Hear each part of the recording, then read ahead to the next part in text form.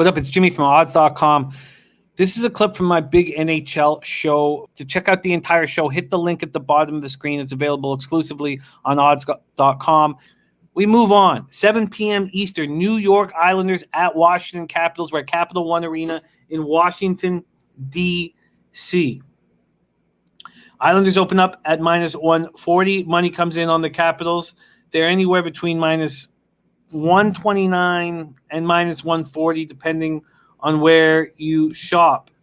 This total is sitting at 6. There's been a slight move to the over where it's just a pick 'em at the – oh, sorry, did I say 6? It's not at 6. What am I talking about? Sorry, looking at the wrong game. 5.5. I was going to say there's no way Islanders Capitals game is at 6. 5.5. So we took the under. It was our only casher 2 nights ago. And we got the under 5.5 at minus 125. It quickly went to minus 135. Tonight, it opened at minus 135. And the leading indicator books have already moved it to 5. And I don't take totals that are over 130. So I'm not going to take the under 5.5 here, although I like it. And I'll see what kind of plus line I get on the under 5, but I expect to probably stay off of that. I am taking the Islanders on the minus 1 line. I do think that the Islanders bounce back, even though they were physically outplayed in their game on Tuesday night by these Capitals. I moved on the Islanders. I got minus 135 on the money line and plus 180 on the puck line. That gave me the New York Islanders minus 1 at plus 119. I built that minus 1 line with the puck line calculator. Semyon Varlamov is expected to be between the pipes for the Islanders. He's 3-1-0. He has a great goals against average, just a 1 goals against average. He's got a .966 save percentage. He has 2 shutouts this year.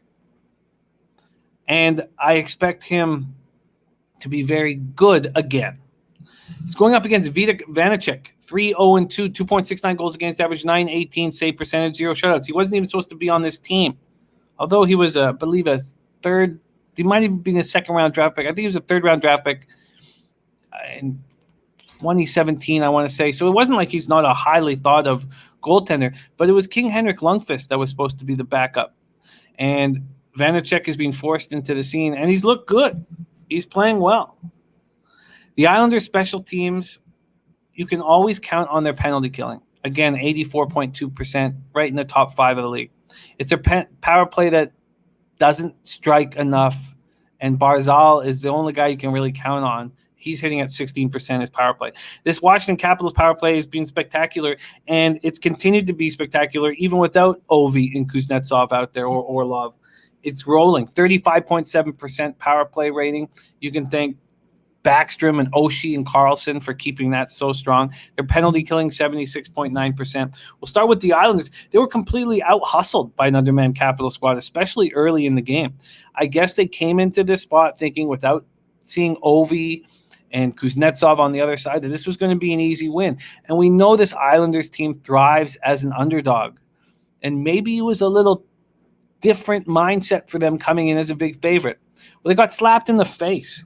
And Barry Trotz is not going to sit back and allow that to happen. There will be consequences. This is a blue-collar coach who expects hard-nosed play. And if he doesn't get them, if he doesn't get that, then you sit on the pine. This team has the Capitals' number when Ovi, Orlov, Kuznetsov, and Wilson are in the lineup. They love being the underdog. They have to take advantage of these guys being out of the lineup. And I think the fact that they lost 3-2 is the perfect situation for this Islanders team to come out fast and furious. They have to play with more desperation, and I expect them to. And the more I talk about expecting them to come out with desperation, the more I think that a first period play probably makes sense.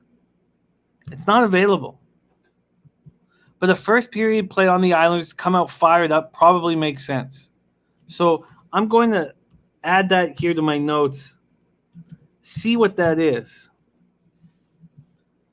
Now, I'm not going to want a -0.5, but that's probably what I'm going to have to do.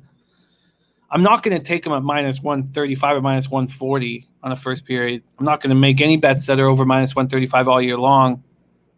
And I probably don't want to force it with a minus a half. I'll have to be given a pretty juicy plus line to take them minus a half. I'll see when it comes out. But I am on them minus 1. Beauvillier's day-to-day. He's been missed from this lineup. He's an important piece, but I just expect them to play with more desperation. Vanecek has looked excellent. Backstrom and Carlson are playing very well. Oshie looks great. Oshie's being physical. He looks completely over the concussions that have followed him, and he's a great hockey player. If they can bag another win without these key players in their lineup, on their last game without them, then I'll take the loss. The fourth game here without these stars in the lineup, without their number one goalie, is it going to catch up to them against the Islanders team that they just beat? I think it has to. I'm on the Islanders minus 1 at plus 119.